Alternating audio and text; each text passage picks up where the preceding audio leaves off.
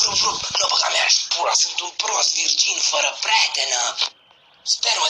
Dar cine ești tu? Tipă mă numesc și nu știu să citesc. Pula multă îmi doresc să arăt cine să primesc. Care-te de aici? Fugă de supărare. Astăzi am fost în pădure și mi-am găsit o prietenă numai bună, Giolabă. Tu ai prietenă? Nici cancerul nu te crede. Ha. Tu ai față la reparații.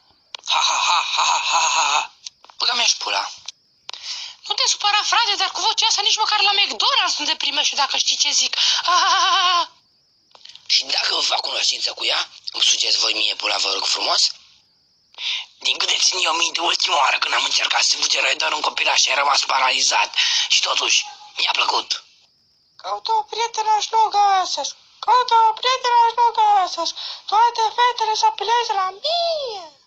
Îmi pare foarte rău că n-am participat și la această acțiune minunată.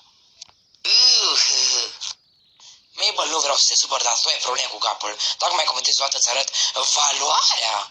Cea mai strălucitoare valoare din lume.